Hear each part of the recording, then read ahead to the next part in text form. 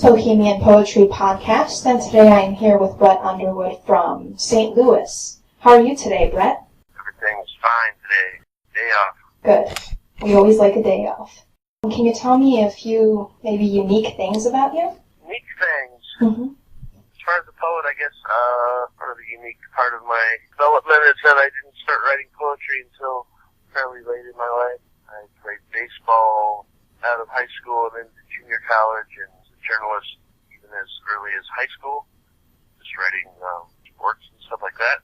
And I didn't get into performing poetry until several years ago. I did 7 years of overnight radio for our local community radio station, KDHX, and that led me to read at an event here that started happening in 1997. It's called Day of the Dead Beats. It was a reading of beat poetry on the Day of the Dead every year, and eventually I became the lead producer and MC and coordinator of that event, and that introduced me to a lot of bigger names here in St. Louis, and eventually started writing my own stuff, and through those contacts that I made, I started reading with a lot of people I never thought I'd share the stage with here in St. Louis. It makes me a little different than a lot of people that kind of went through academic stages or Definitely. been writing poetry since they were younger.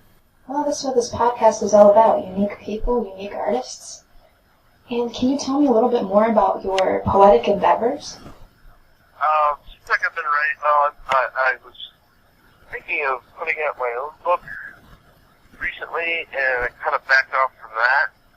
And when I did that, I started thinking about actually sending the entire book to different publishers. And now I think I've completely backed off from that. And I'm trying to get published bit by bit with some people. That has only developed to, I think, published in Bicycle Review outside of town. And I did a small chapbook last year, I guess, and I'm almost done with those, so I need to figure out whether I might want to put it on another chapbook or see how the publications in other people's magazines goes.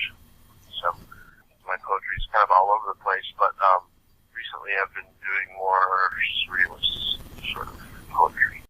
I really enjoy surreal poetry myself. It's a very nice genre.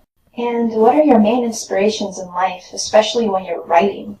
When I'm writing, it's out of, well, a couple different things. It seems like a lot of my poetry is a reaction to frustration or crisis in life, maybe stemming from insomnia or getting woken up by the neighbors or noises in the street, or just, so I love going from there and writing about whatever instigated that, whatever drew me out from myself. It's also certain events that maybe somebody asked me to write something specifically, like 10,000 Poets for Change, doing some yearly stuff here, so I wrote certain pieces for those. I've got several artist friends. Most recently wrote a poem for a couple of artists that are going to do book art, and they wanted poetry based on the Chinese astrology, which I don't know a whole lot about, but I made it work, and they seem to like it, so they're working on the art for that right now. Also, I realize, as a poet, inspiration can be anywhere. It's just up to you to be open to it. Definitely a lot of places to get inspiration. I work as a bartender and in a room without a TV or piped in music, so a lot of times I'll just grab something and jot it down and kind of develop that later too. A lot of different voices happening in the room when you don't have keys and radios blaring one way or the other, so. Yeah, that works. Almost like a collage of sound. A very good way of putting it. And on YouTube, I watched a few of your spoken word videos, which I really liked. Can you tell me a little bit more about those? I think I sent you a couple pieces that were live readings at a little place here called Firecracker Press. They hand set all of their press, and we read, whoever reads that day, while they're actually running the presses, and they're printing out bits and pieces of our poems on cards. I've done that a couple times, most recently with, I wrote with another poet here in town called Ken Brown, and we actually did a poem together Joseph Soulier, too, who used to do the Get Born readings here in town. So we just were sitting around and trading off line for line where you literally handed like a piece of paper back and forth, and we edited a whole lot after. A lot of those turned out very well. There's another piece that I sent you that was a video done by Ben Davis, who's a guy who has the name Audio Vulture here in St. Louis, professionally doing audio for commercials and stuff like that. He actually, found objects, found footage, and we're to work on some more stuff here soon too. Life gets in the way of family and stuff, so we'll do something else more like that. There's another piece that was called Organization that I'd written this piece called Organization. I didn't know what it was, but a local band here called Pat Sajak Assassins wanted to use it on their one of their albums. So I spent a lot of time in the basement studio recording that audio for that. And then we went on to I went on to work with a local Kevin Belford and Bob Silby, who work in various art forms and media forms, and we came out with a short video of that, which we shot in my apartment, and I live about a block away from Tower Grove Park, so we shot a lot of it there. And I hope to work with Kevin soon too. He's starting to do things with iMovies, and there's a film festival here that spotlights St. Louis filmmakers, and if you get accepted to those with your short films, then they'll accept you maybe to the St. Louis International Film Festival. So that's kind of a multimedia dream that I have. If I do ever put out books and stuff, then it would be nice to have maybe a DVD of my live performances and some of the other videos that we shoot along the way. I truly enjoy mixing poetry with film and, just mixing the arts together. There's just something so beautiful about that, and you're really on the right track, so I applaud you. Yeah, I like that. I think sitting in a room by myself playing records with people and being out in the middle of the night, I could incorporate a lot of spoken word. And with music, sometimes playing, like I play a Lenny Bruce live at Carnegie Hall record with Charlie Parker live at Carnegie Hall at the same time. Just kind of playing around with that kind of thing. And I would really like if you read a few of your poems, maybe up to 3 of your choice. Sure. Thank you. In my manuscript, I have a piece that, what it was when I was in second grade. It sounded like a piece of art paper which my mom found in a box. So I guess you could say that this was my first poem I wrote in October 24th, 1872. It's called What I Would Have Lived in Desert. If I were an animal in the desert, I would take nibbles of cactus until I got to the juice. I would make a home of sticks. I would hunt for food and water every day. I would make bed of weeds. But most of all, I would die. What would you do? Crazy stuff there. Love it. Maybe the next piece, alright, is something that gave me as I was standing out on my back porch one time. It rained.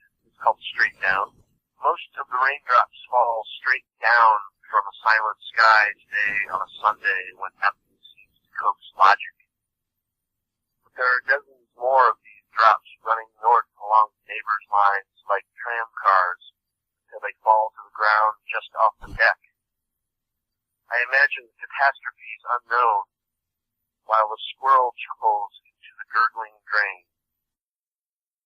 Another piece I did came out of sort of insomnia of living in a building with a bunch of people who have different schedules than I do, and I've come to perform that not only on a CD that was called Sound that a local magazine here called 52nd City put out, and my friend Eric Hall recorded this while we were at the bird house at the St. Louis Zoo, but I have continued to write more into it and develop it, and it's a little lengthy, but I'll read it too. That's fine. It's called I Do, like D-I-N, and it starts with a quote from John Zorn, who went to music school here at Webster University, and is a big composer and musician in New York City now. So standing on stage when he yelled down to the crowd, "Shut the f*** up! We're trying to make some music down here, giant ass motherfuckers." So Czech Republic President Václav Havel, U.S. Secretary of State Madeleine Albright, Laurie Anderson, and Reed were all talking during a bar coma show in the factory of Northern Starts. Their encroachment, sometimes welcome, sometimes haunting, said the grown man John, pulpit, the confessional, the madhouse. The same goes for all beings. Lasu Apsu yelp, wolves bay, a car explodes, little kitty cats mew. Daddy's got a squeeze box, mommy cries herself to sleep. Bob saves up for a parabolic microphone with the tips he makes washing sedan windows with a squeegee. Frank apes ducks from a blind, though he is deaf. Boom, boom, chug, chug, munch, munch. No silence. Plunging needles, perhaps, or popping pills to bring peace, but no silence. The buzz continues. Din.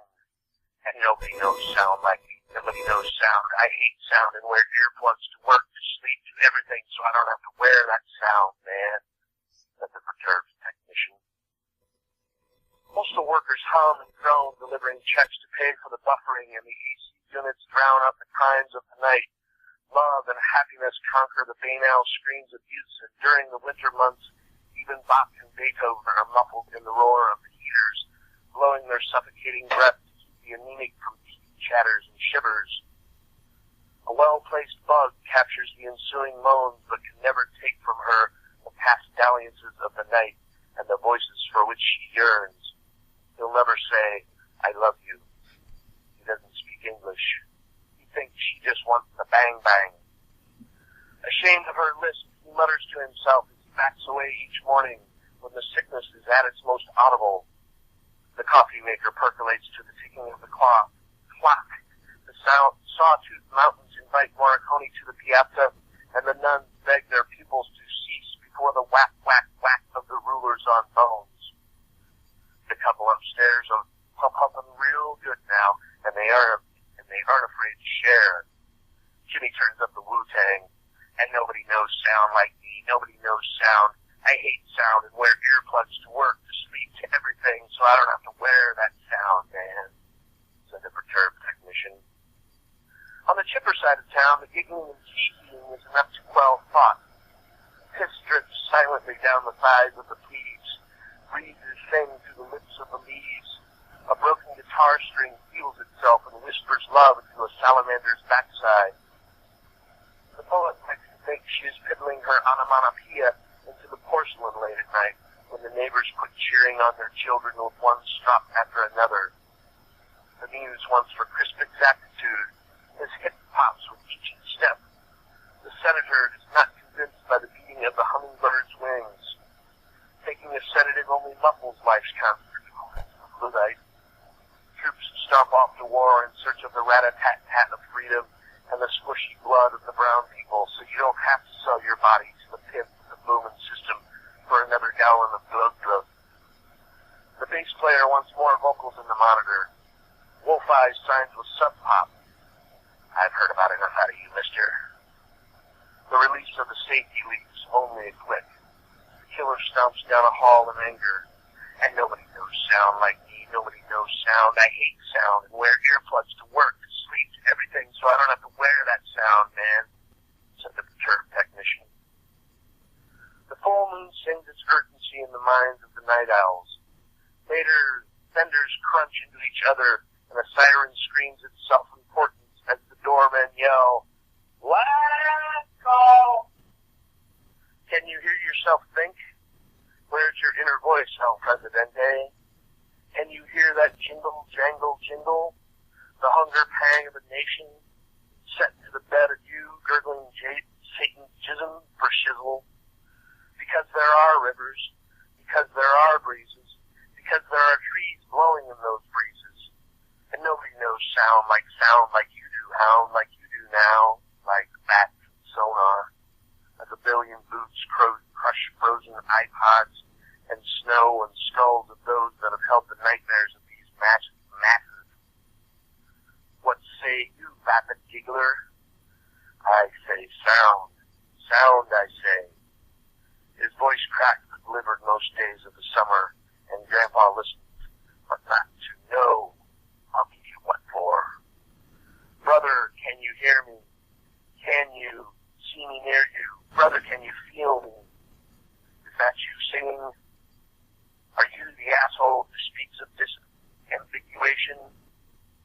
fire shut. Do you remember the first time you heard Evo while John Cage hunted mushrooms and danced to the twigs snap? Remember, Ilka was thanking God that parts were audible and munching on corn chips. Meanwhile, there was an interminable hiss in the PA, and the featured speaker could not be understood as your stomach grumbled and some chump cracked his knuckles and sucked on mentholyptus when he wasn't packing up last night's phlegm. The ball continues bouncing against the wall as the faucet drips, and a dwarf in wooden shoes does French press-fueled wind sprints on the wooden floors of your fragile mind as she slurps up what's left of the tuck pointer. Time to check the Zendo feet. Their encroachment sometimes welcome, sometimes haunting, lead a grown man to the John, the pulpit, the confessional, the madhouse. The saying goes for all beings. Lots of ops who yelp, wolves bay. I've heard about enough out of you, mister. The release of Satan hardly makes a noise. The killer stomps down a hall in anger. The full moon sings as Peter turns up the radio and locks the gates. That is impressive. It really is. The rhythm, the diction, it's just... Thank you for sharing that. You're welcome, yeah. It goes over well in bars.